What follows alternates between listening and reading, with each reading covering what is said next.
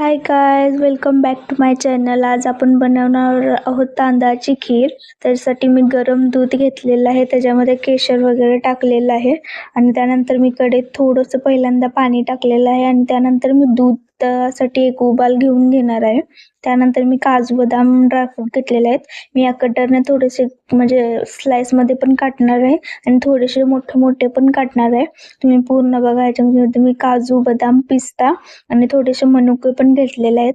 मी 10 मिनिटं ह्याच्यामध्ये पाण्यामध्ये तांदूळ भिजू घातले होते आणि त्यानंतर आपण मिक्सरमध्ये ह्याला पिसूया. जास्त बारीक पण नाही करायचं, मध्यम आकाराचे तांदळाचे 2 ते 3 तुकडे झाले पाहिजेत.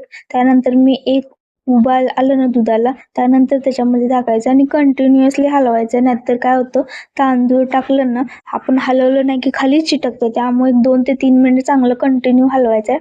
तिकडं चावल पकते तोपर्यंत मी इकडं तूप घेतलेलं आहे. तुपामध्ये सगळे ड्रायफ्रुट्स टाकणार आहे मी. चांगले 2 ते 3 मिनिट आपण भाजून घ्यायचे. काजू कायम शेवट टाकायचे, कारण की काजू काय होतात, लगेच भाजतात, लगेच लाल होऊन जातात. त्यामुळे पहिल्यांदा मी ड्रायफ्रूट टाकलेला आहे. त्यानंतर बघा, तुम्हाला कसा वाटतोय माझा व्हिडिओ नक्की सांगा आणि माझ्या पेजला फॉलो केलं नसेल तर माझ्या चॅनलला सबस्क्राईब करा. हे बघा, मी घेतलेलं आहे आणि तुम्ही कशी बनवता खीर हे पण मला सांगा. त्याच्यानंतर मी ह्याच्यामध्ये पिस्ता टाकलेला आहे. पिस्ता पण जास्त वेळ भाजला की त्याचा कलर चेंज होतो. त्यामुळे 2 ते 3च मिनिट आपण पिस्ता पण भाजून घेणार आहोत. आणि त्यानंतर बघा, मी आपण जे मध्ये तिखट आपण चावल ठेवलं होतं ना ह्याच्या दुधामध्ये टाकलेलं, ते पण मध्ये हलवून घेणार आहोत, जेणेकरून आपलं ते खाली चिटकू वगैरे नाही. त्यानंतर मी त्याच्या दुधामध्ये हे सगळं भाजलेलं आहे ते टाकणार आहे आणि मी पिस्ता थोडासाच टाकलेला आहे. पिस्तानं काय होतं, थोडंसं कडू पण लागतो. त्यामुळे मी फक्त फ्लेवरसाठी टाकलेलं आहे.